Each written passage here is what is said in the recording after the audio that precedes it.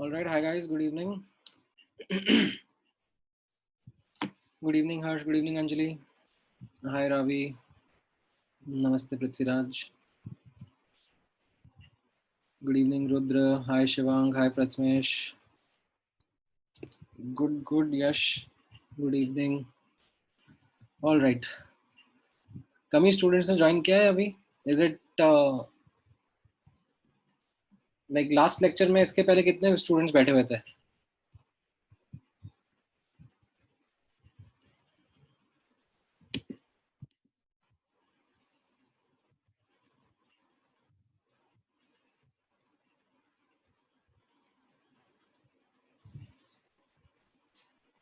All right. सुप्रभात नहीं होता सत्या, सुप्रभात मतलब होता है morning, good morning.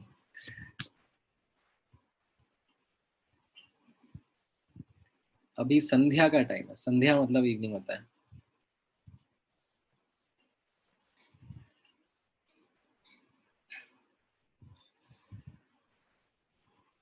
All right. हाँ, एक बार देख लेते हैं लास्ट क्लास में हम लोगों ने क्या क्या करा था. हाँ, मतलब हम लोगों ने केटीजी के रिजल्ट्स डिस्कस करे थे, जिसमें primarily we spoke about the result of speed of molecules, right. So if you remember, we spoke about this Maxwell-Boltzmann speed distribution, right, जिसमें I gave you certain ऐसे verbatim points to interpret what Maxwell and Boltzmann spoke about the speed distribution of gases, right.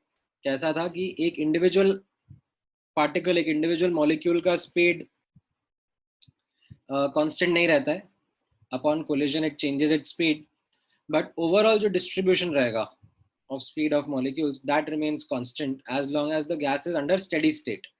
Gas का pressure, volume, temperature नहीं change हो रहा है time के साथ में, तो उसका डिस्ट्रीब्यूशन ऑफ मॉलिक्यूलर स्पीड भी चेंज नहीं होता है, right. Then the fraction of molecules having certain speed between a definite range, वो constant रहता है. And this is something which was mathematically given by this equation by Maxwell and Boltzmann, right. इस equation को याद करना इतना जरूरी नहीं है जितना इसको रीड करना आना चाहिए, right. And इसके different terms का क्या interpretation था वो मैंने आपको बताया था ध्यान से समझने के लिए. And then I talked about how this equation is mathematically solved to give you the answer to the simplest kind of questions like this. If you have to determine the number of molecules in its 1 mole sample at 300 Kelvin having speed between 100 and 100.1 meter per second, तो किस तरीके से integration करा जाता है, right. And since integration आपको नहीं करना आता है, तो एक अप्रोक्सीमेटेड आंसर आप मल्टीप्लिकेशन से भी दे सकते हो, ठीक है. However what was more important was कि ये जो स्टैटिस्टिकल रिजल्ट्स रहेंगे इस डिस्ट्रीब्यूशन के, उनके एक्सप्रेशंस आपको ध्यान में रखने हैं, ठीक है.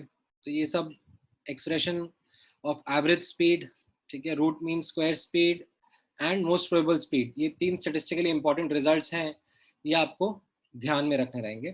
एंड इनके साथ एसोसिएटेड कुछ क्वेश्चंस भी मैंने आपको प्रैक्टिस कराए थे to help you understand the importance of units, ठीक है. हाँ, अब इनमें आप लोगों के क्या क्या डाउट है एक एक करके पूछ लो. I will help you understand. हाँ, बोलो पृथ्वीराज. सर एक ऊपर आपने इनविटेशन सॉरी इक्वेशन लिखा है ना सर.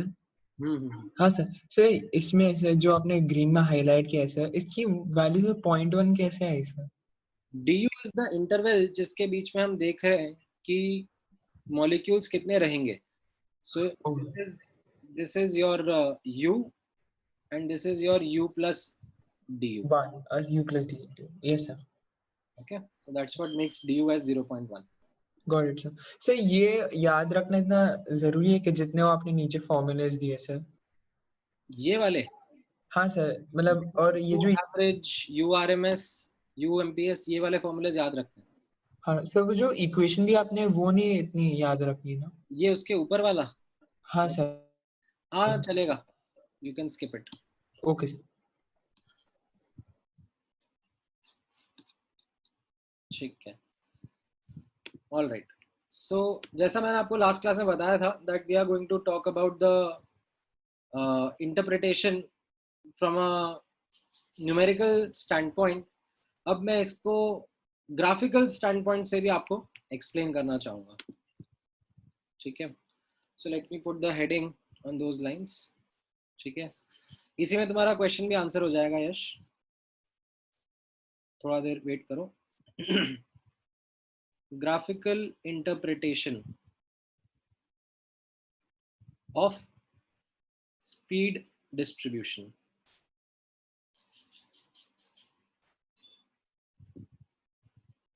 Now यहां पर ऑब्जर्व करना, मैथमेटिकल इक्वेशन क्या था जो मैक्सवेल बोल्ट्जमैन ने दिया था, that dn is equal to 4 pi n m upon 2 pi rt raised to the power of 3 by 2 e raised to the power of minus mu square upon 2 rt u square du. ठीक है, अगर ये मैं n का term इधर लेके आ जाऊंगा तो ये dn by n हो जाएगा. ठीक है, नाउ ध्यान से ऑब्जर्व करना, dn क्या रिप्रेजेंट कर रहा था. dn it represented, or in fact you can talk about dn by n, it will represent fraction of molecules having speed between u and u plus du. ठीक है, where this n, capital N, this is a constant value, that is total number of molecules in sample. जो भी sample हम लोग study कर रहे हैं उसमें टोटल नंबर ऑफ मॉलिक्यूल्स कितने रहेंगे, that is represented by this term n. Now observe करना, इस चीज को ग्राफिकली कैसे रीड किया जाता है. ठीक है, so a graph is drawn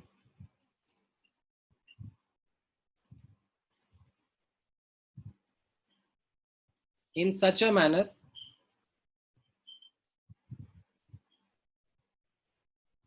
that area under the graph gives fraction of molecules having speed between u and whatever interval that you take. ठीक है, u and u plus du, whatever choice of interval of speed that you take. तो ये graph किस तरीके से draw किया जाता है वो आप ऑब्जर्व करना. I will carefully choose the x-axis and y-axis.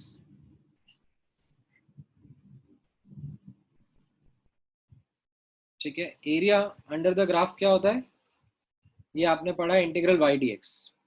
तो यहाँ पे नोटिस करना y पर, ठीक है, I will plot 1 by n dn by du.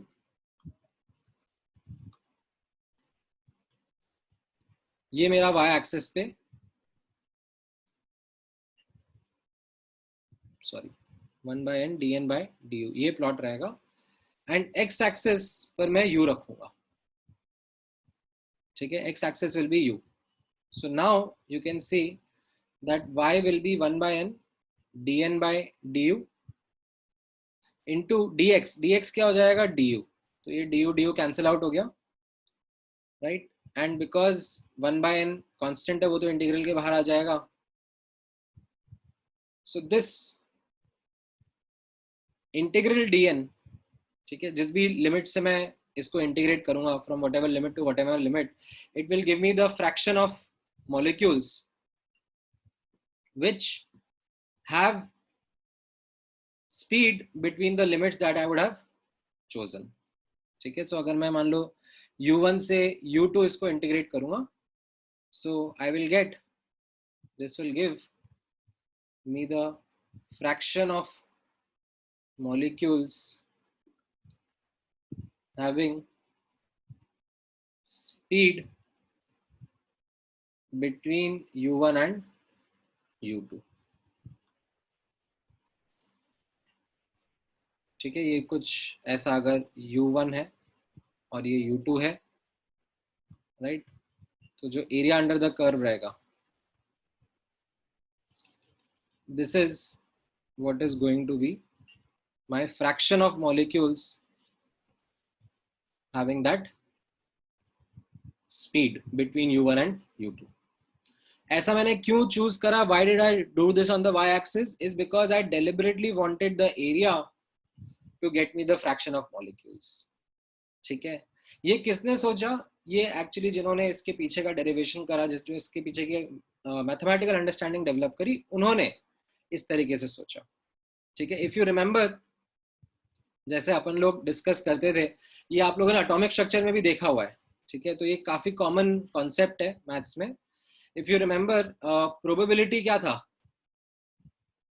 Sai square 4 pi r square d r का integral. If you remember radial probability का, तो ग्राफ किसके बीच में प्लॉट होता था, psi square 4 pi r square versus r के बीच में, ताकि area under the graph gives me the probability. ठीक है, so this is something which you can connect back to the radial probability distribution. ठीक है, that is why this graph is called as speed distribution. ठीक है, because the area under this graph is going to give you the fraction of molecules, ठीक है, having speed between u1 and u2. ठीक है, sometimes we also decide not to write the fraction but to get the total number of molecules. तो उस case में, ठीक है, sometimes generally तो ऊपर वाला ही ग्राफ होता है use, but sometimes you might find this graph also somewhere, जहां पर y एक्सिस पर instead of having 1 by n I will just have dn by du. ठीक है, एंड x एक्सिस पर I will have u. So again you can see that area which comes out to be integral y dx will be equal to dn by du into du. ये cancel out हो जाएगा and I will just get integral dn, ठीक है, from whatever limits u1 से u2 का, and this will give me not fraction, this will give me the actual number of molecules. ठीक है, number of molecules having speed between u1 and u2. ठीक है, generally ये ऊपर वाला graph prefer करते हैं. ठीक है, we don't much prefer this second graph, but ठीक है, दोनों में आपको दिखाऊंगा that what kind of graph is drawn. Now अब ध्यान से ऑब्जर्व करना, how will the actual graph look like. ठीक है, how will this y versus x look like. ठीक है, what is at y, 1 by n dn by du versus u. ठीक है, एंड ये मैक्सवेल इक्वेशन से, ठीक है, if I put it over here, ये मैक्सवेल इक्वेशन से if I calculate the value of 1 by n dn by du, ये du को बेसिकली मैं इधर शिफ्ट कर दूंगा. ठीक है, तो ये क्या एक्सप्रेशन रहेगा, this will be 4 pi m upon 2 pi rt raised to the power of 3 by 2 e की power minus mu square by 2 rt u square versus u. ठीक है, इसको जब मैं प्लॉट करूंगा, ठीक है, तो नोटिस करना ये ग्राफ किस तरीके का रहेगा.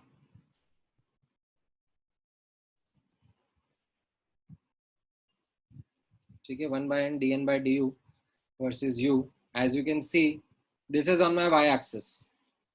Can you see that y is proportional to e की power minus ax square into x square? इस नेचर का ग्राफ है ये y एक्सिस है मेरा. This is what I have on the y axis. This is what I have on the x axis. Right? And if you look the kind of relationship it is, y is proportional to e की power minus ax square into x square. ठीक है, तो जब x की value 0 होगी तो y की value भी 0 होगी. ग्राफ ओरिजिन से स्टार्ट होगा मेरा. ठीक है, अब जैसे जैसे x बढ़ेगा आप नोटिस करना ये बढ़ेगा और ये घटेगा. जैसे जैसे मैं x बढ़ाऊंगा, ठीक है, ये वाला टर्म तो बढ़ेगा बट ये वाला टर्म घटेगा. स्टार्टिंग में एक्चुअली ये डोमिनेट करता है और अपना ग्राफ इंक्रीज करेगा and towards the end the exponential term starts to dominate. So what you have is something like this kind of a graph. It increases and then decreases.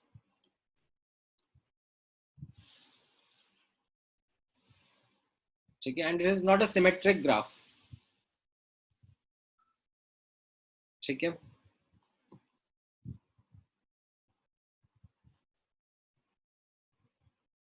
Right. सो मैं आपको explain कर रहा था कि graph का nature कैसा आएगा. It will come like a bell shape diagram. right, why will it come like a bell shaped curve? Because of this kind of relationship. जैसे जैसे मैं x एक्सिस की वैल्यू बढ़ा रहा हूँ ये बढ़ रहा है बट ये कम हो रहा है. स्टार्टिंग में ये x स्क्वायर वाला पार्ट डोमिनेट करेगा. ठीक है, इसलिए स्टार्टिंग में इंक्रीज करेगा एंड देन फिर बाद में for higher values of x the exponential term starts to dominate and the graph will decrease. ठीक है, now this is how you observe the graph of speed distribution. Okay, this is the important result coming from that equation. Now what does it tell you? ठीक है, यहाँ पे notice करना. What you can observe from this graph is, ठीक है, that this is low speed. ठीक है, तो यहां पर आप देखोगे तो रिलेटिवली ये area of a thin strip छोटा रहेगा. ठीक है, what does this mean? That less fraction of molecules have lower speed. ठीक है, कोई ये लोअर स्पीड होगी. ठीक है, मान लो ये 10 मीटर पर सेकेंड है और ये 10 प्लस 0.1. ठीक है, एंड मैंने ये एरिया निकाल लिया. ठीक है, इंटीग्रेशन करके तो ये क्या हो गया, लो स्पीड्स पे मैंने एरिया निकाल लिया और मुझे क्या समझ में आ रहा है कि ये छोटा एरिया रहेगा because of the lesser height. ठीक है, यहां पर less fraction of molecules have very low speed. ठीक है, इनफैक्ट यहां पर भी अगर मैं एक थिन स्ट्रिप का एरिया निकालूंगा तो वो क्या हाईलाइट करेगा, that less fraction of molecules have very high speed. ठीक है, ना तो लो स्पीड पे ज्यादा मॉलिक्यूल्स है ना ही हाई स्पीड पे ज्यादा मॉलिक्यूल्स है. ठीक है, यहां पर इस रीजन में, ठीक है, as you can notice that larger fraction of molecules have speed around some moderate values of speed. ठीक है, this will be something which will be moderate speed. ठीक है, 300, 400, 500 मीटर पर सेकेंड के आसपास की स्पीड्स रहेंगी for a gas like oxygen at 300 kelvin. तो इस मॉडरेट स्पीड के अराउंड, ठीक है, you have a larger fraction of molecules. ठीक है, नाउ अब इस ग्राफ को और किन तरीके से रीड करना आपको आना चाहिए. ठीक है, एक एक करके ऑब्जर्व करना। एक तो ये जनरल इंटरप्रिटेशन हो गया आपका, ठीक है, that how Maxwell Boltzmann speed distribution graph has to be read. ठीक है, अब इसके थोड़े बहुत और इंटरप्रिटेशंस हैं, वो आप अच्छे से समझना। ठीक है, नेक्स्ट इंटरप्रिटेशन ऑब्जर्व करना। ठीक है, मैं एक एक करके इस तरीके से आपको ये ग्राफ ड्रॉ करके दूंगा। Let me actually draw a template, फिर मैं उसको कॉपी पेस्ट करता रहूंगा।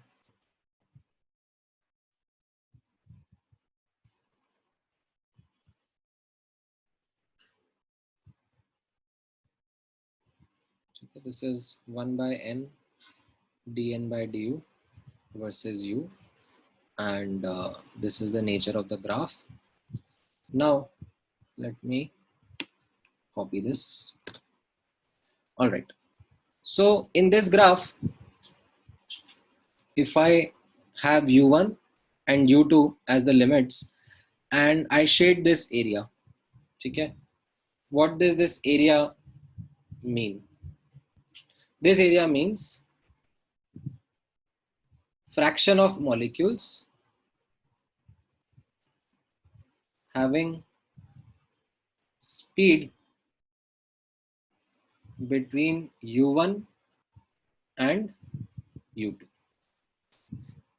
ठीक है, if I have this kind of graph, यहाँ पे आप नोटिस करना, this is like extremely thin strip का एरिया जो मैं निकाल रहा हूँ। ठीक है, यहाँ पर ये thin strip का area, this area of thin strip, what do I mean by thin? Infinitely small thin. ठीक है, so this area of thin strip will represent fraction of molecules having very low speed. ठीक है, जो भी ये value रहेगी यहाँ पर इसके अराउंड, ठीक है, मान लो ये 10 है तो 10 और 10 से 10.00001 के बीच में। ठीक है, जितना थिन करूंगा उतना accurately I will get the fraction of molecules having that low speed. ठीक है, बट अगर मैं ऐसे ब्रॉड इंटरवल ले रहा हूँ u1 से u2, तो उसके बीच का एरिया मुझे रिप्रेजेंट करेगा fraction of molecules having speed between u1 and u2। ठीक है, let's say now if I talk about this area, ठीक है, 0 से u के बीच में मैंने ये एरिया शेड कर दिया। What does this area represent?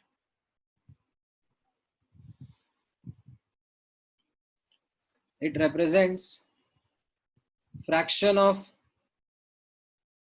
molecules having speed between 0 and u, right? And I can write this as having speed less than u. That means the same thing, है कि नहीं?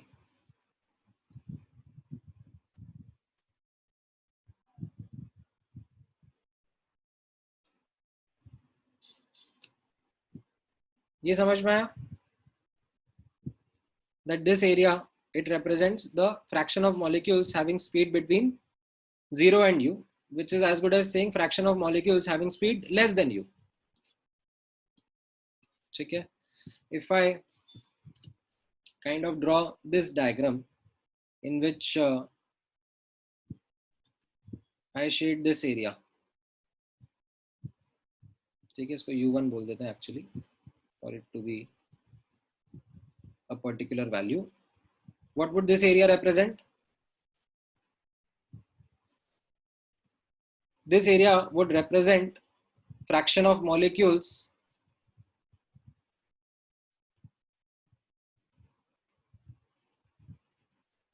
having speed between u and infinity, which can be written as having speed greater than u.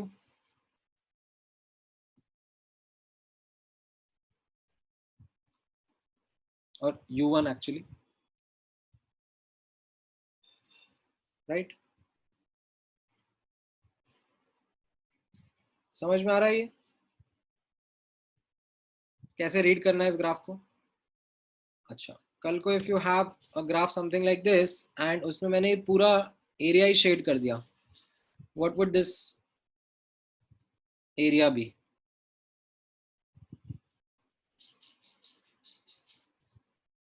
What would this represent? It would represent fraction of molecules having speed between 0 and infinity, and that will be all the molecules. तो fraction कितना हो गया? 1.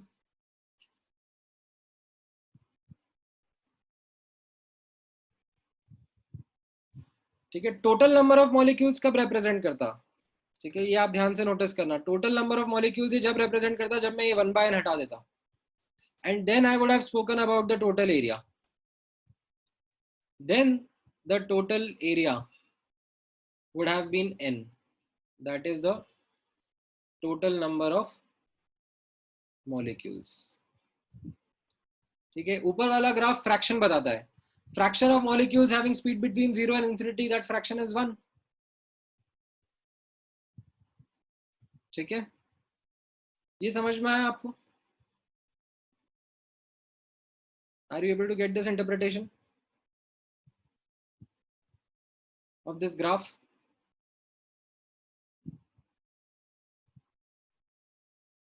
Alright, तो इस graph को read करना आपको आना चाहिए. ठीक है, the graph of molecular speed distribution, right, which comes from this Maxwell equation.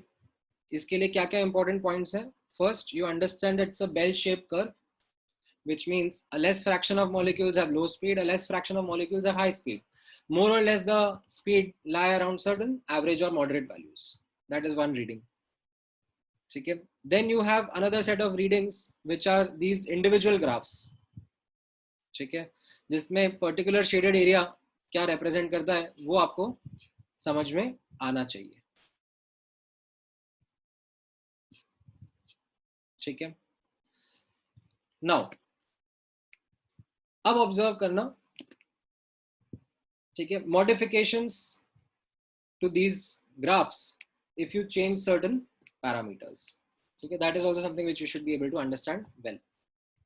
ठीक है, ये लास्ट वाले ग्राफ में इसको आप रीड करो ना, इसमें मैंने यहाँ पे नोटिस करना ये y एक्सिस चेंज कर दिया है. ठीक है, यहाँ पे y एक्सिस अलग था, यहाँ पे the y axis was 1 by n dn by du. ठीक है, so this y axis used to represent fraction as the area under the curve. This y axis represents number of molecules as area under the curve. ठीक है, so you should be able to understand what it means. ठीक है, all right. Now let me put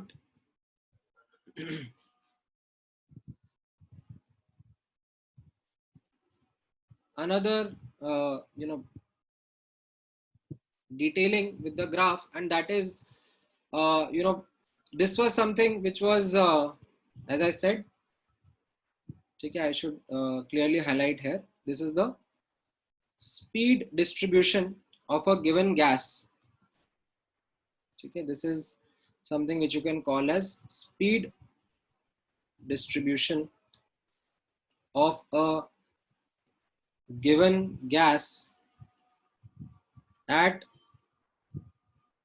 a given temperature. ठीक है, temperature fix किया हुआ है, basically molecular weight fix किया हुआ है, तो जस्ट देख रहे हैं कि उस पर्टिकुलर गैस के लिए एट अ गिवन टेम्परेचर कैसा डिस्ट्रीब्यूशन रहेगा. Now I would want to explore what will happen if I change the gas or if I change the temperature. ठीक है, how would my graphs look like? ठीक है, और in fact even before that, ठीक है, in fact even before that, let me actually first highlight these important statistical results जो हमने last class में निकाले थे. ठीक है, how they look on the graph. Okay, so in fact let me put the heading that important statistical, ठीक है, molecular speed, or you can say speeds represented on graphs, ठीक है, ये जो हमारा ग्राफ रहा है, ठीक है, इस पे you will notice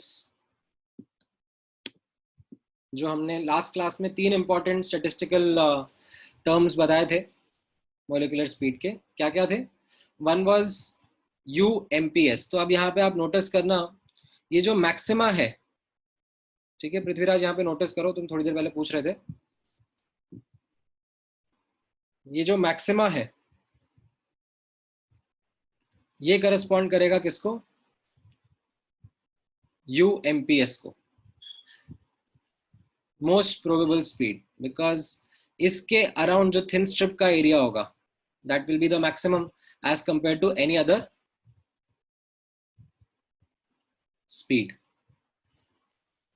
and this was what we had calculated as √2 RT by M, ठीक है, this is UMPS, most probable speed, ठीक है, this corresponds to the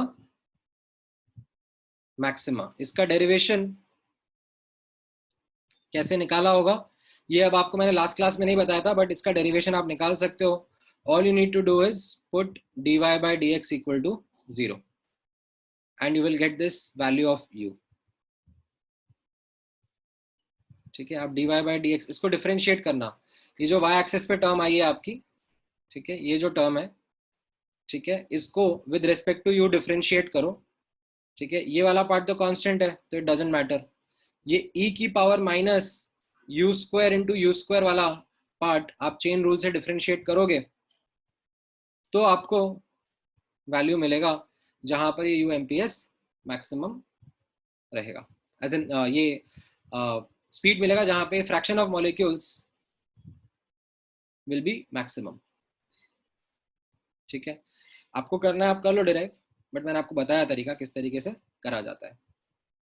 then notice करना U एवरेज इसके थोड़ा सा आगे आता है, ठीक है। This corresponds to U average which is when calculated came out to be √8 RT by pi m, and इनके थोड़ा सा और आगे आपको मिलता है URMS, ठीक है। तो URMS is a higher value, this is √3 RT by m, so this is how these are to be represented, ठीक है। नोटिस करना ये स्पीड जो ये x एक्सिस वैल्यूज है, ठीक है, they are in this manner that the value of URMS is more than U average is more than UMPS, but if you talk about the y axis,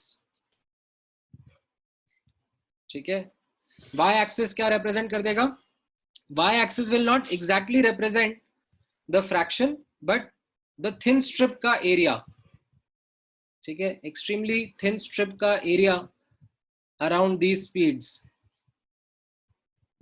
ठीक है, extremely thin strip का area around these speeds will represent the fraction of molecules around that speed, ठीक है। सो यहाँ पे आप notice करना ये y एक्सिस का कैसा है, fraction of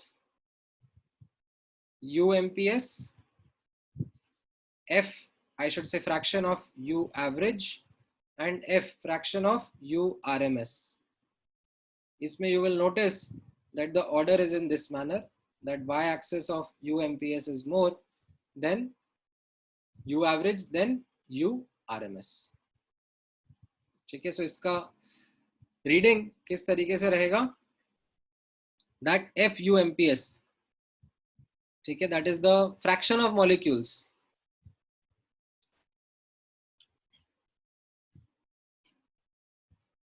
having speed around UMPS is more than U average is more than URMS, ठीक है। मैंने यहाँ पे अराउंड वर्ड यूज किया है trying to highlight the fact कि UMPS के smallest interval around UMPS पे क्या फ्रैक्शन रहेंगे. ठीक है, इसको मैं जूम आउट कर देता हूँ. ठीक है, ये आपको अच्छे से समझ में आना चाहिए. How these three speeds are represented on the graph.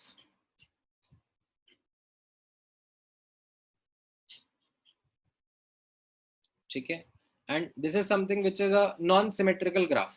ठीक है, ये आप नोटिस करना, it is not symmetrical. ठीक है, this is something जिस पर इस बार के JEE एडवांस में एक्चुअली क्वेश्चन बना था. ठीक है, तो मैं आपको इस साल के JEE एडवांस का क्वेश्चन भी दिखा देता हूँ. ठीक है, and then you will realize what kind of tricks that are played by JEE Advanced. So 2020. All right. I think paper 2 में था.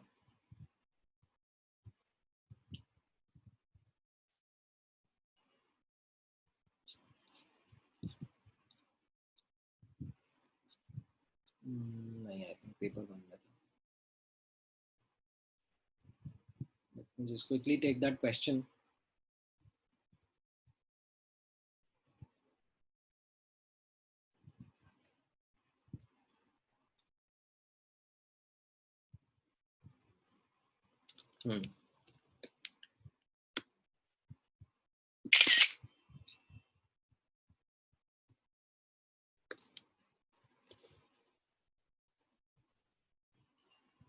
All right. So ये इस बार के JEE एडवांस का क्वेश्चन था.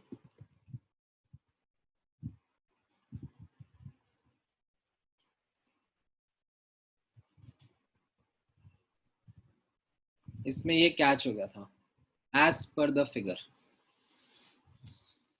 तो इसमें as per the figure में आप नोटिस करोगे, by giving these graphs and these grid lines, what they have done is they have deliberately drawn a symmetrical distribution. Okay, they have kind of drawn a symmetrical distribution, and because of that symmetrical distribution, what you can conclude is that UMPS and U average are equal.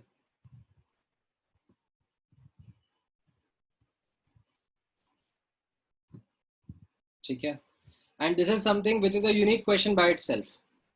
ठीक है, because इसके पहले you will not find कि ऐसा question किसी book में होगा. मतलब ये नहीं सोचा लोगों ने, मतलब ठीक है कि जनरली, ठीक है, जो डिस्ट्रीब्यूशन रहता है that is an asymmetrical distribution, and that is why like ये जो average है और most probable speed है, they are not coinciding. ठीक है, तो सिमेट्रिकल होने से आप नोटिस करोगे ना, अगर कोई सिमेट्रिकल डिस्ट्रीब्यूशन है तो उसका एवरेज एकदम बीचों बीच ही आता है.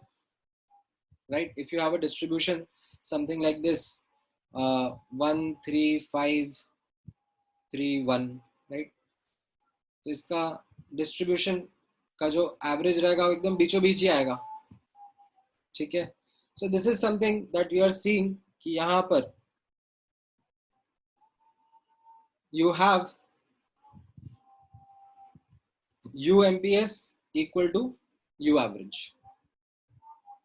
ठीक है, and that eliminates these two options, and of course between A and B, like you will notice that the ratio of UMPS to URMS, like RMS will not be same.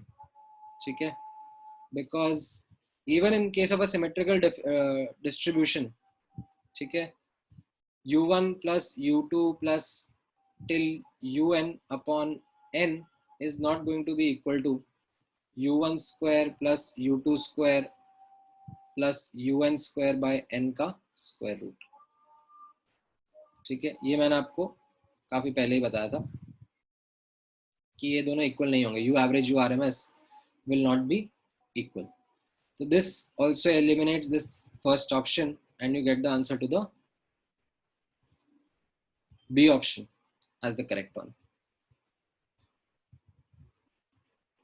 ठीक है, तो this is something which was a twist, ठीक है, over the normal questions. ठीक है, and generally, ठीक है, ये काफी स्टूडेंट्स का गलत हुआ होगा, काफी स्टूडेंट्स ने एक्चुअली इसका सी आंसर मार्क कर दिया होगा.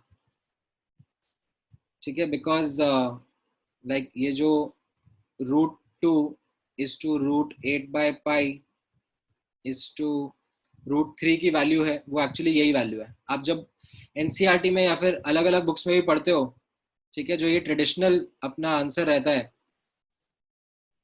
Of the ratio of the speeds of U MPS, U average and root mean square speed, तो ये वैल्यूज रहती हैं. तो इसमें काफी बच्चों ने ये सी ऑप्शन मार्क कर दिया था and they didn't realise the twist, they didn't realise this part की एज पर फिगर पूछा जा रहा है and this figure is a symmetrical graph, not an asymmetrical one. तो इस तरीके से फंसाते हैं जेई में, ठीक है, स्पेशली एडवांस में.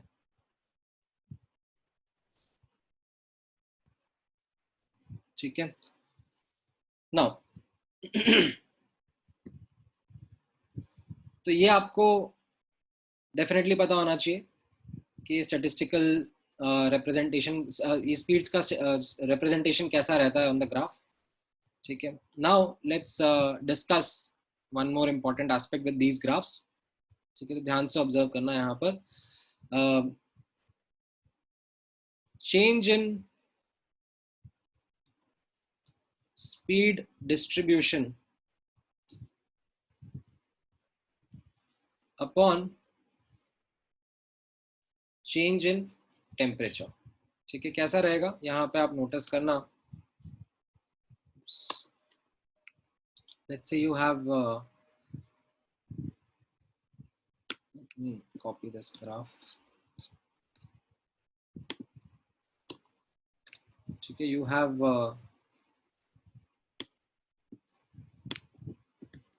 this graph at a certain temperature.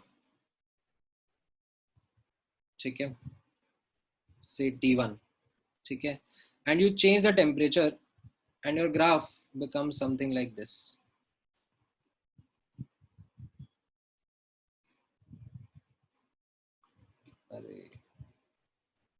Let me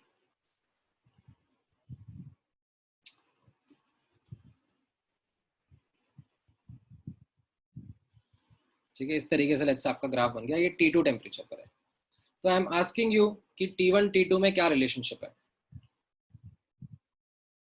कौन सा बड़ा है कौन सा छोटा है.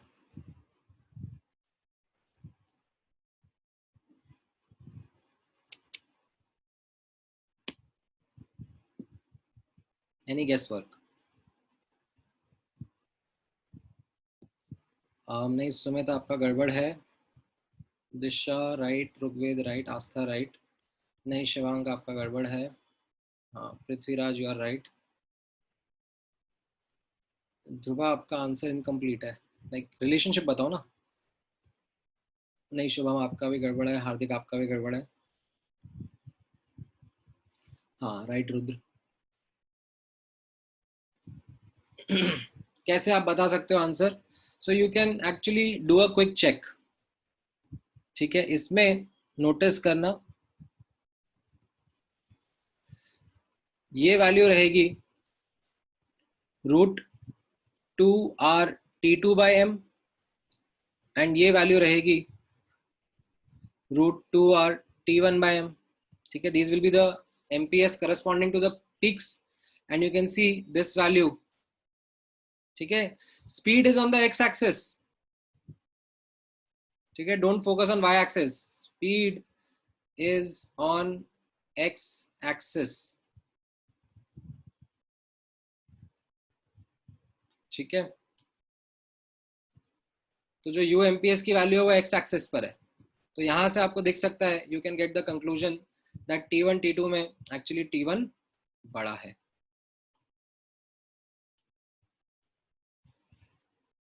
ठीक है, so what you understand from this graph as a result is that upon increase in temperature, ठीक है, upon increase in temperature the graph becomes broader, ठीक है, T2 से मैं T1 जा रहा हूं अगर, तो मैं क्या कर रहा हूं, टेम्परेचर बढ़ा रहा हूं, ठीक है. So upon increase in temperature what happens is that the graph becomes broader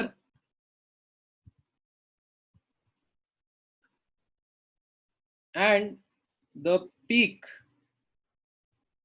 shifts towards right, ठीक है. जो पीक है ये थोड़ा राइटवर्ड शिफ्ट हो जाएगी एंड ये ग्राफ जो है वो थोड़ा सा बैठ जाएगा, it will become more broader,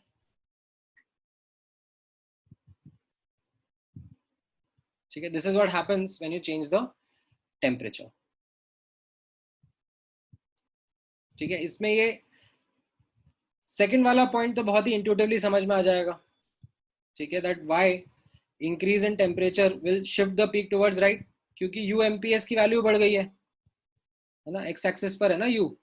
temperature बढ़ा दोगे तो यूएमपीएस की वैल्यू बढ़ जाएगी. पहले कम स्पीड पर यूएमपीएस आ रहा था, अभी ज्यादा स्पीड पर यूएमपीएस आएगा, राइट. तो ये राइट में शिफ्ट हो जाएगी पीक, ये आपको समझ में आया. बट ये ग्राफ नीचे क्यों हो जाएगा, why can't it be of the same height, why can't it be of a greater height, why did it go नीचे, why did the graph became broader, why did the distribution became in the following manner, जैसे मैंने यहाँ पे draw किया है. उसका answer आप इस तरीके से सोच सकते हो कि total area under the graph क्या था, टोटल एरिया अंडर ग्राफ 1 रहेगा एंड वो चेंज नहीं हो सकता. तो अगर कोई ग्राफ एक्स एक्सिस के अलोंग फैल रहा है तो उसकी हाइट कम होगी ना, ताकि टोटल एरिया दोनों के केस में सेम ही रहे, that is 1. You can think of it in this manner. और ठीक है, और if you do not want to think of it in this manner then you can actually calculate the y-axis values, कि ये जो y-axis value रहेगा corresponding to UMPS, ये क्या होता है, how much is this,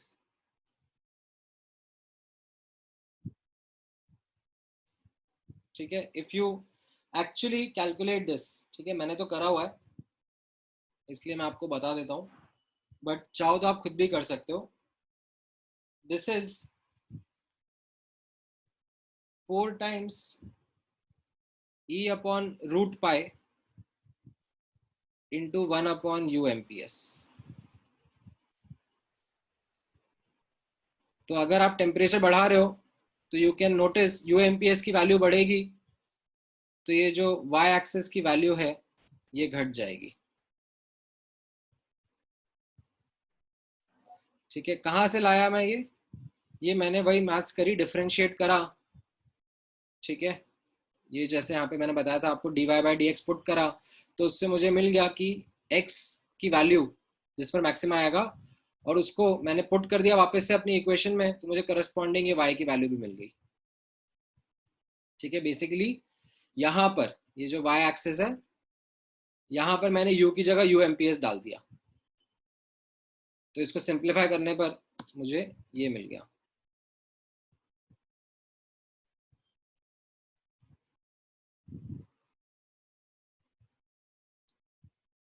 ठीक है. तो मैं ऐसे भी सोच के बता सकता हूँ, ठीक है. But this is something which I find far more complicated. I find the argument very simple कि टोटल एरिया सेम रहना है, ठीक है. Total area is going to remain the same. So I can think of it in a manner कि अगर कम temperature पर, ठीक है, दिस इज द प्लॉट, ठीक है, तो ज्यादा टेम्परेचर पे क्या हो जाएगा, अगर ग्राफ ब्रॉड हो रहा है तो पीक छोटी होनी पड़ेगी ताकि एरिया दोनों ग्राफ्स का सेम रहे, ठीक है. इज दिस क्लियर, ये समझ में आ रहा है या फिर ऊपर से जा रहा है.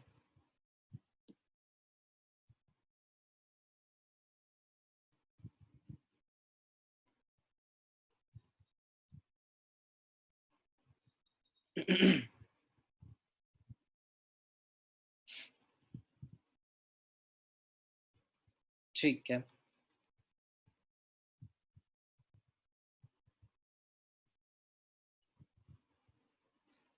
ऊपर से जा रहा है, काफी लोगों के ऊपर से जा रहा है। ऑल राइट, वापस समझने की कोशिश करो, ठीक है। Let me take another attempt at trying to explain this. All right, delete, दोबारा ध्यान से समझना।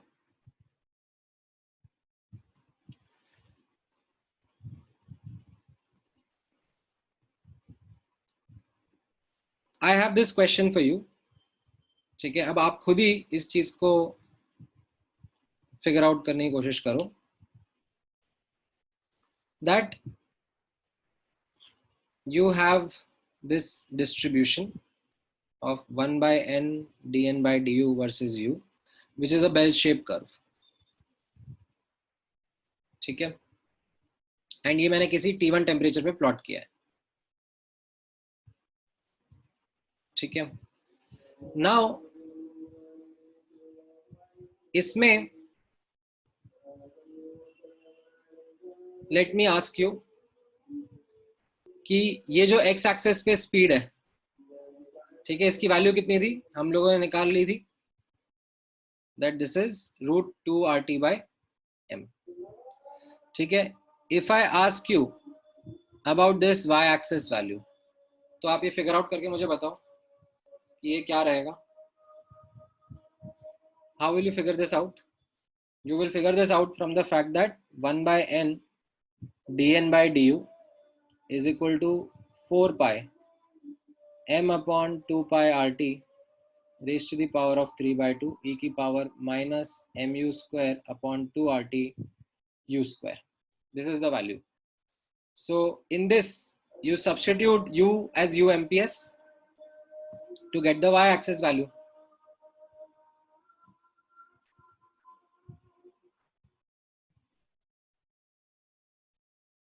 निकाल के बताओ, इसमें पुट करो,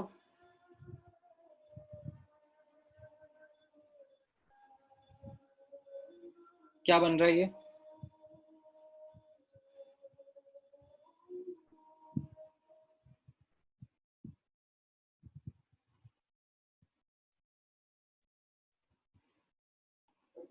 करके देखा नहीं देखा?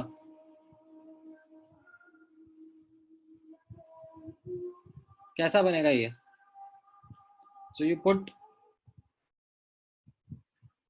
m upon 2 pi rt raised to the power of 3 by 2 and e की पावर, अब ये minus m upon 2RT into you square, you square क्या है 2RT/m, और ये भी कैंसिल आउट हो जाएगा, ठीक है। तो ये क्या हो जाएगा 4 पाई, ठीक है, into m upon 2 pi RT, ठीक है, raise to the power of 3 by 2 into ये e की पावर -1 हो गया, ये पूरा कैंसिल आउट हो गया, ठीक है।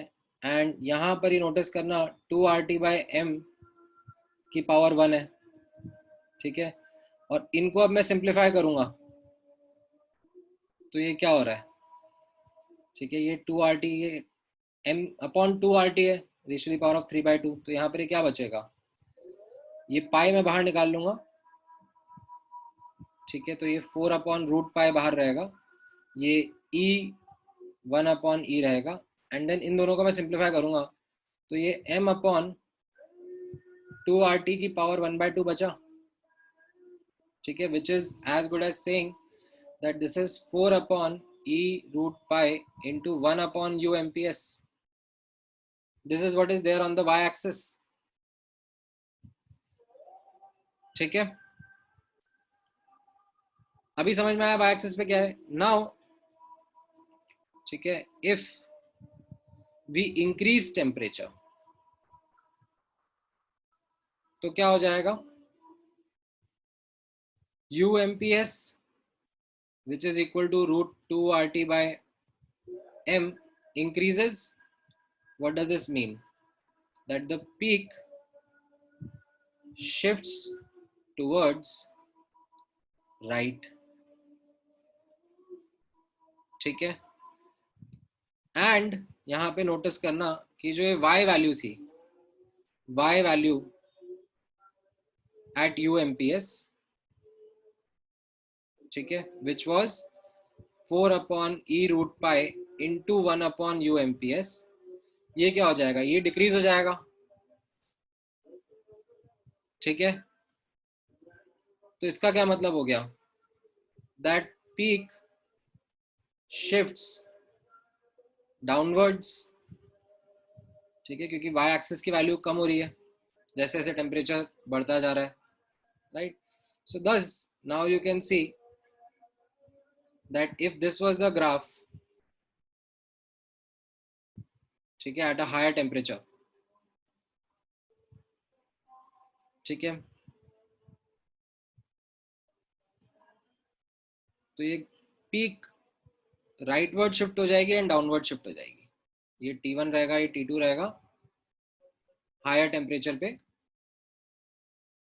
we'll observe that the peak shifts downwards and towards right, ठीक है। ये कैसे बना, इसका मैथ्स ये आप देख के समझ लो, I will not delve into the reworking of it, you should be able to grasp कि ये कैसे बना।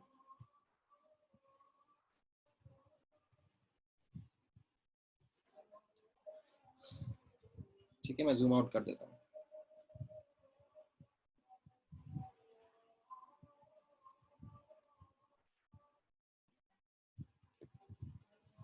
अभी समझ में आया हाउ इंक्रीज इन टेम्परेचर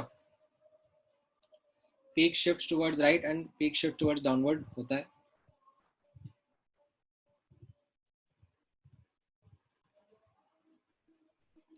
नहीं सुमित, तुम खुद से समझो, आई विल नॉट एक्सप्लेन।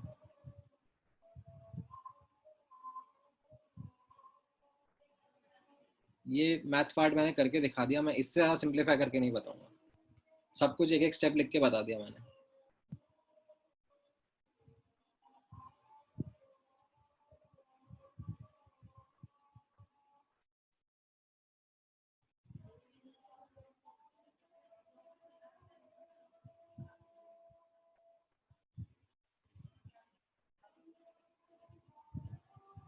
ठीक है,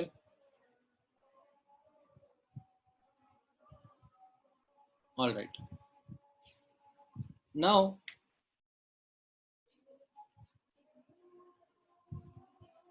अब ऑब्जर्व करना that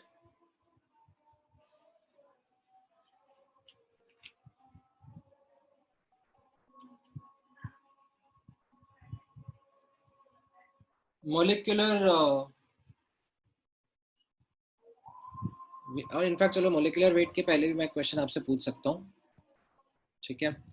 let me ask one question from you and you try and give me an answer either as true or false, ठीक है। So the statement is something of this nature, let me pick up the statement.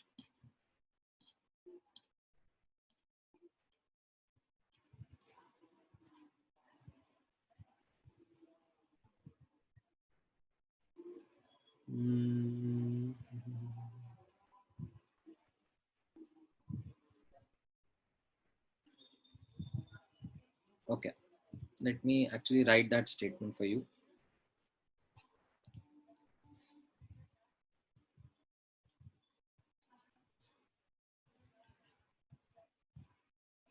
Right, true or false. So the question is, or statement is in this following manner: upon increase in temperature,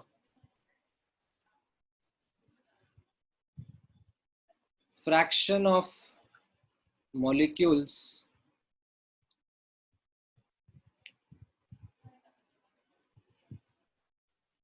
having speed less than a particular value.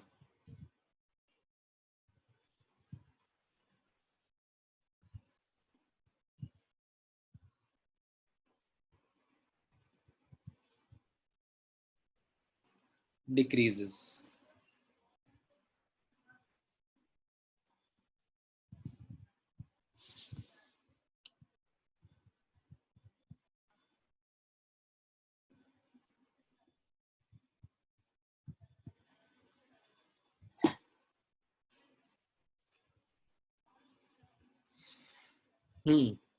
Most of the students are giving the correct answer.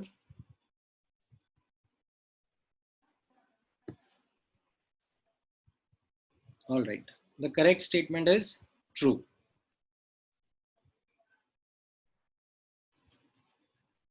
कैसे आप इसको graphically समझ सकते हो? ठीक है, if you will notice,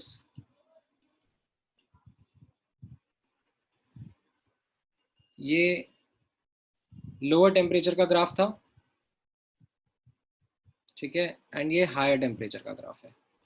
ये T1 है, ये T2 है, ठीक है. In fact if I was to select this, ठीक है, इसको मैं ऐसे हायर टेम्परेचर पे ड्रॉ कर लेता हूँ, ठीक है.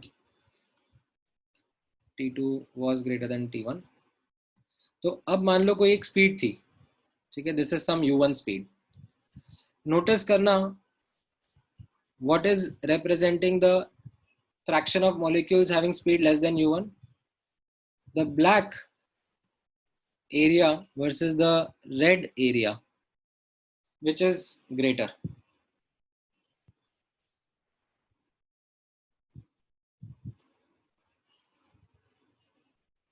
Okay, the black area that represented the fraction of molecules having speed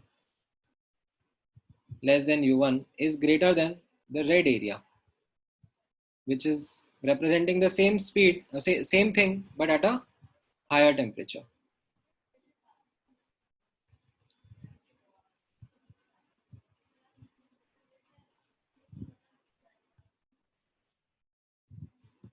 ठीक है, तो इसको आप इस तरीके से ग्राफिकली रीड कर सकते हो.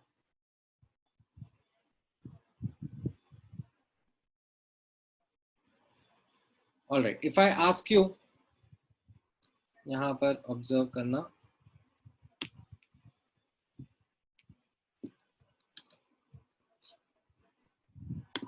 I ask you the same true and false type question only, and upon increase in temperature, fraction of molecules having speed more than a particular value increases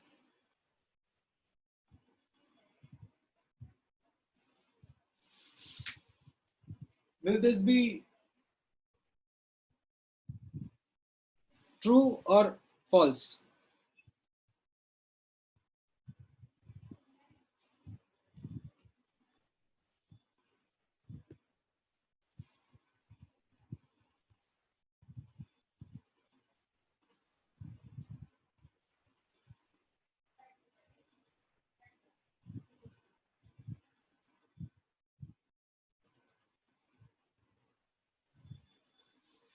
Again, the statement will be true.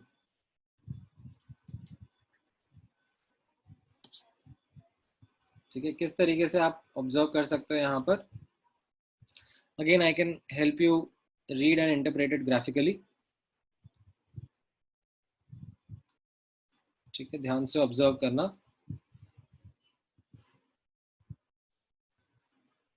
One by n dn by du versus u, ठीक है, ये lower temperature का graph रहेगा. Wait, ठीक है, and ये higher temperature का graph रहेगा.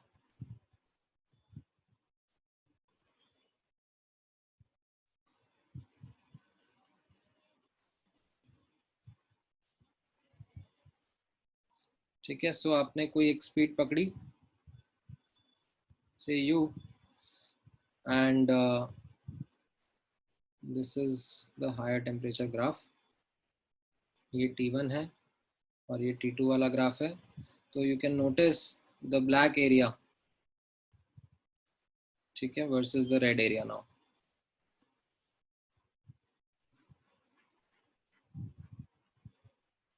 Which will have a greater value,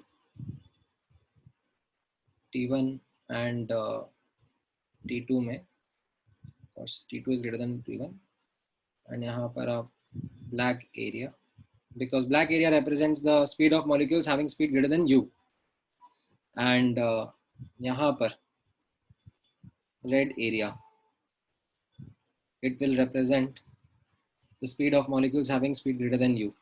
Red area ज़्यादा हो जाएगा, so the fraction of molecules having speed greater than a particular value, it increases.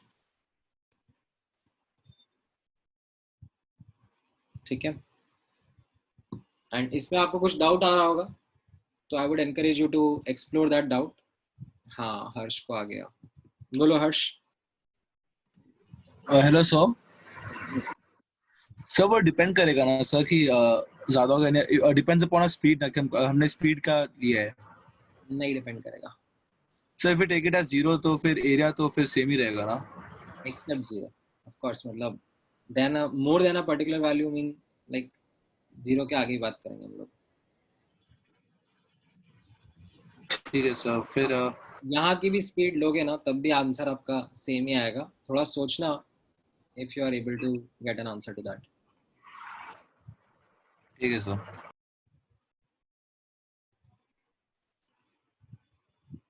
All right.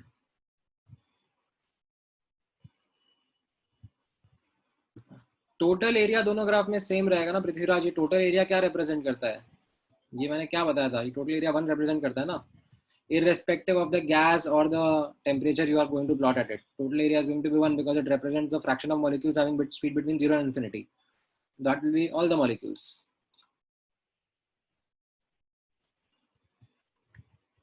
All right.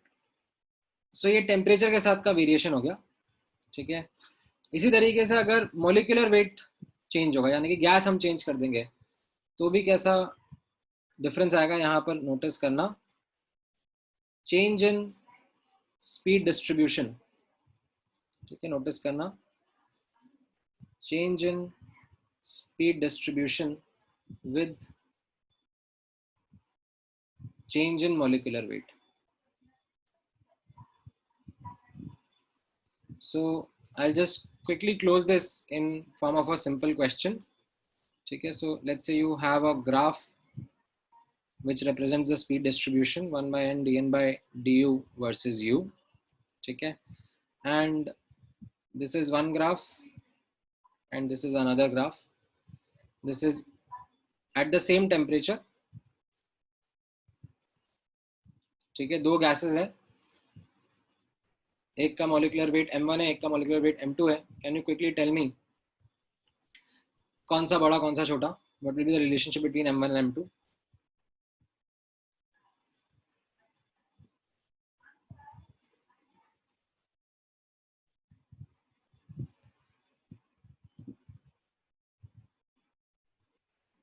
Right रुद्विक.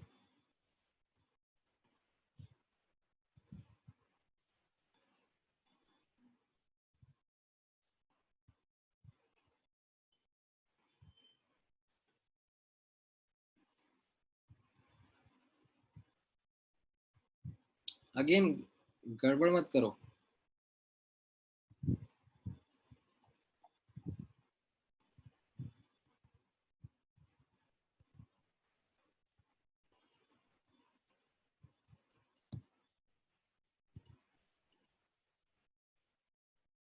आप यहाँ देखो ना, एक्स एक्सिस पे UMPS कैसा है, किसका कम है किसका ज्यादा है? This is UMPS1, this is UMPS2. From the graph you can see that UMPS2 has a greater value. Right now if you were to write this as root 2 RT by M1 and this as root 2 RT by M2, right, you will get the answer that M1 will be greater than M2. ठीक है, so that becomes your answer. ठीक है, इसको हम लोग वर्बैटिम कैसे लिख सकते हैं? We can say that the lighter gas has a broader distribution.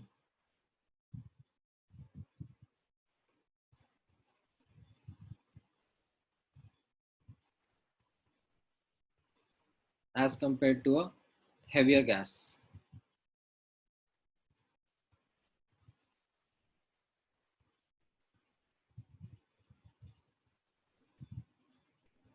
ठीक है, ये समझ में आया?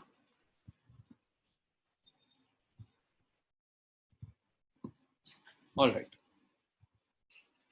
So this is something which is again important from the perspective of speed distribution. आपको graphs का knowledge अच्छे से होना चाहिए. You should be able to read and understand these graphs. All right. Now, without getting into much of the detail, okay, I would quickly like to add two more results to our understanding of, or in fact, three more results to our tally of results from KTG. ठीक है, तो यहाँ पर notice करना. Let me talk about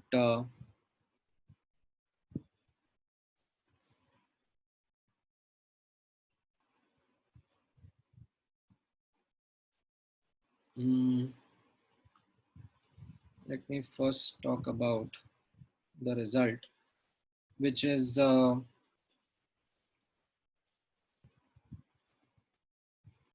collision frequency.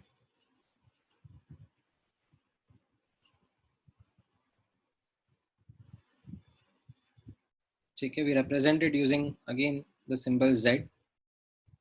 काफी बार देख लिया है हमने सिंबल, बट वापस से यूज होता है. तो पहले इसका डेफिनेशन देख लेना, what it means.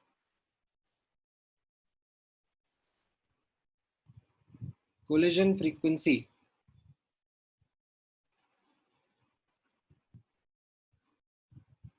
is defined as average number of collisions, okay, average number of bimolecular collisions especially,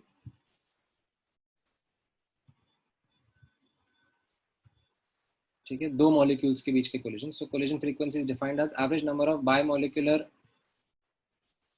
collisions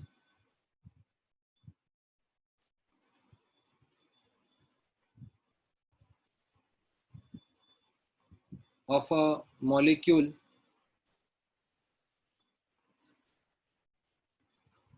per second. ठीक है, so what we are saying is that एक पर्टिकुलर मॉलिक्यूल मूव कर रहा है, collide करेगा.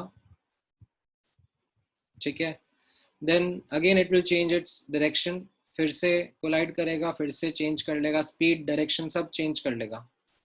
ठीक है, you don't know. तो एक सेकंड में कितने कोलिजन्स कर रहा है on an average, that is what is defined as collision frequency. की एक molecule in a time duration of 1 second does how many collisions on an average. Now this is something which has an important role in understanding rates of reaction. ठीक है, जब हम लोग आगे future में bimolecular means between two molecules.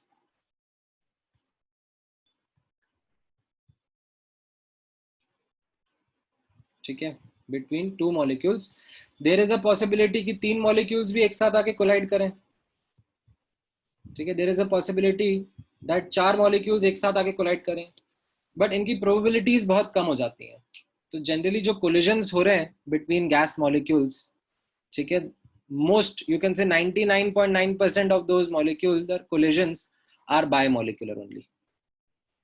ठीक है, the chance of three molecules or three particles simultaneously colliding with each other is extremely low. ठीक है, so this collision frequency is calculated by keeping in context bimolecular collisions. ठीक है, now notice करना, अब मैं इसमें सीधे सीधे रिजल्ट लिख रहा हूँ इसका, that as per KTG how this z comes, this is equal to root 2 pi d square into u average into n by v. ठीक है, where d represents diameter of molecule, considering it to be spherical, diameter of the particle or the molecule that we have, u bar is the average speed, ठीक है, n is the total number of molecules in the sample,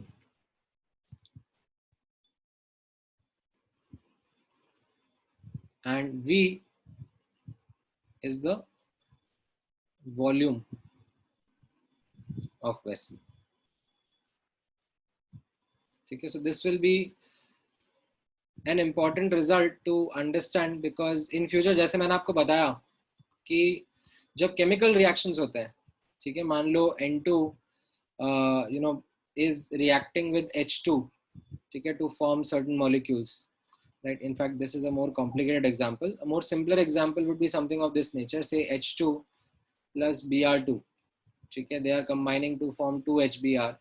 तो इसमें the rate at which the reaction is going to happen is going to depend on how these two molecules are colliding. The more frequently these molecules collide with each other, the more rapid rate of reaction will be. So this result is kind of a building block towards that.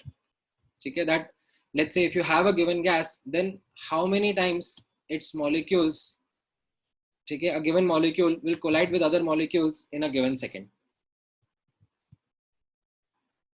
Okay. Now इसका derivation कैसा रहेगा, इसका derivation कहाँ रहेगा, मैं आपके साथ में अगेन एक लिंक शेयर कर दूंगा, ठीक है, सिमिलर टू जैसे मैंने आपको आइडियल गैस इक्वेशन के डेरिवेशन के बारे में बताया था, ठीक है, वैसा ही इसका भी डेरिवेशन है, ठीक है. इट्स एन इंटरेस्टिंग डेरिवेशन, अगर आप पढ़ोगे तो काफी काम आएगा, but again I will not like to like spend that time dedicatedly अभी over here in the zoom session, because it is not something जो एग्जाम के लिए रेलेवेंट है, ठीक है. You are not going to be actually asked to work on the derivation, ठीक है. You need to remember the result, ठीक है. But out of curiosity, if you want to understand that result, I'll share that link, ठीक है. मैं in fact देखता हूँ, I might have that link somewhere listed.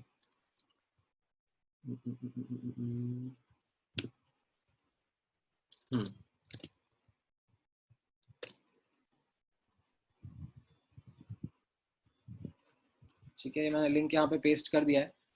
आप लोग को जब पीडीएफ दूंगा, आप इस पे क्लिक करोगे, you should be able to, let me just click and check. हाँ ठीक है, चल रहा है. इस पे आपको देखने को मिलेगा इसका एक क्विक डेरिवेशन, ठीक है. हाउएवर आपके लिए ज्यादा इंपॉर्टेंट है रिजल्ट ध्यान रखना, ठीक है. देन एक और रिजल्ट जो कि आपको केटीसी से ध्यान रखना रहेगा, ठीक है, we call it as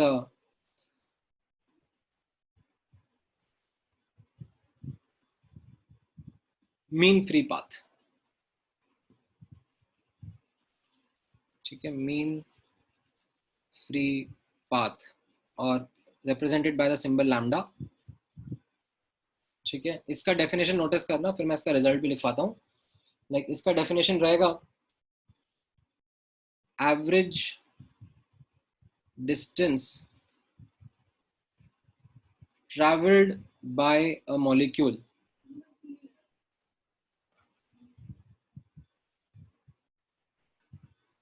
between successive collisions. So जैसे मैंने अभी आपको बताया, you have a system, ठीक है, इनमें एक गैस का पार्टिकल है, ये कुछ डिस्टेंस मूव करा, फिर कोलाइड कर गया, फिर कुछ डिस्टेंस मूव किया, कोलाइड कर गया, ठीक है, फिर कुछ डिस्टेंस मूव किया, कोलाइड कर गया, फिर कुछ डिस्टेंस, फिर कुछ डिस्टेंस. तो the distance can be small और बिग डिपेंडिंग अपॉन, ठीक है, how the particle is moving.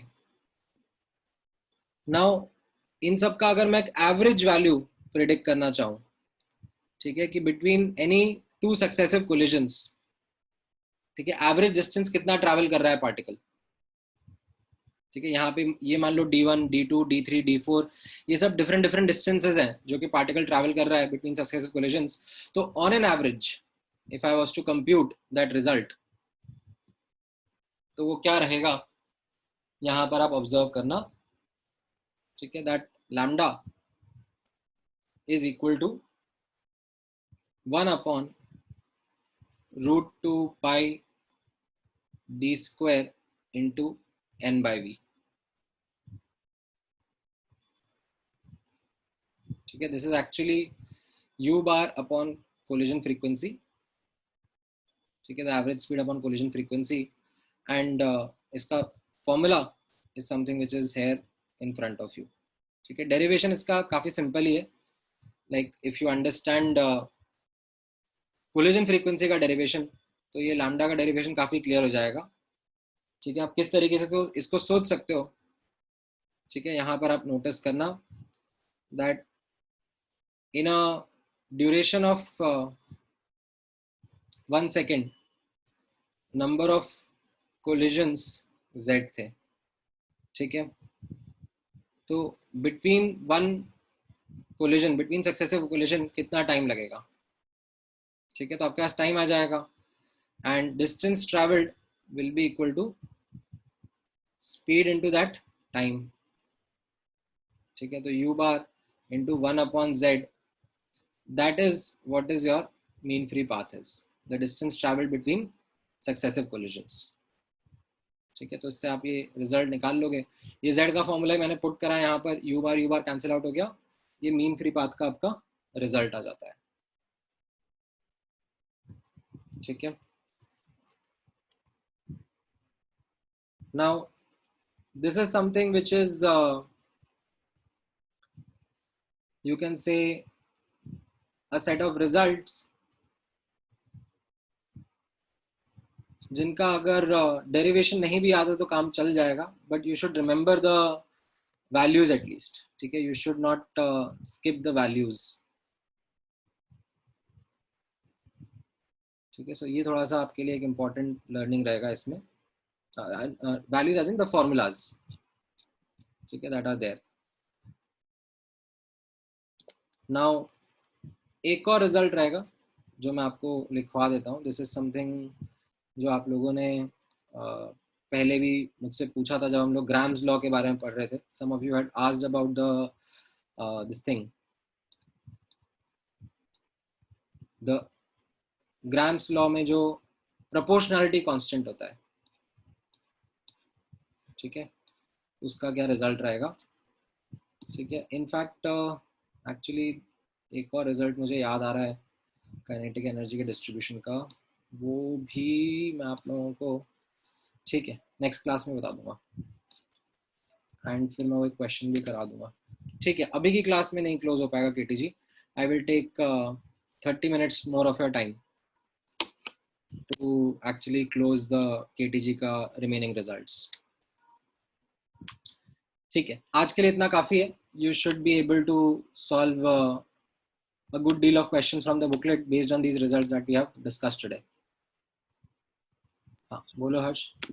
So is there any particular reason कि सिर्फ दो molecules एक दूसरे से collide करते हैं, ऐसा probability उनका बहुत high रहता है, and 3-4 नहीं करते ज़्यादातर?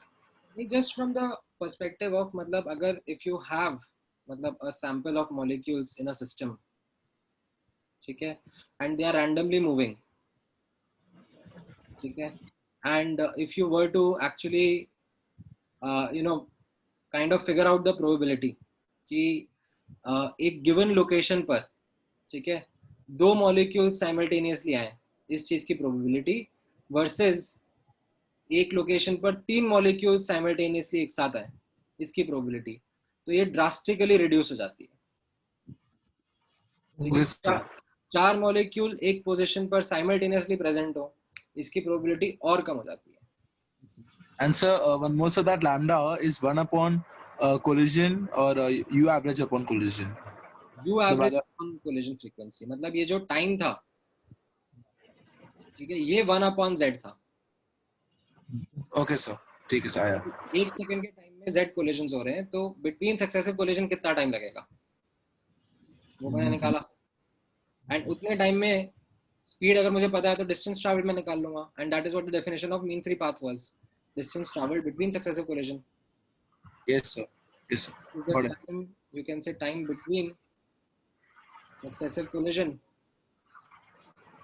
मल्टीप्लाइड बाय स्पीड, सो आ जाएगा distance travelled between successive collision. ठीक है, इन पे थोड़ा बहुत क्वेश्चन रहेंगे, मैं आपको नेक्स्ट क्लास में करा दूंगा। ठीक है, केमिकल काइनेटिक्स चैप्टर में जब हम रेट ऑफ रिएक्शन के बारे में बात करेंगे तब हम लोग बताएंगे कि हाँ कोलिजन से बॉन्ड फॉर्मेशन हो सकते हैं, रिएक्शन हो सकता है। ठीक है, तो how this collision frequency plays an important role there. ठीक है, बट ठीक है, आज के लिए इतना काफी है रिजल्ट, थोड़ा सा और रहेगा वो मैं नेक्स्ट क्लास में कवर करता हूँ।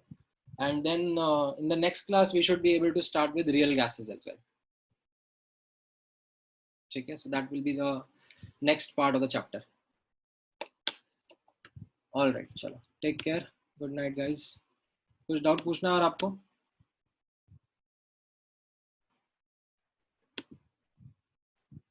ऑल राइट, चलो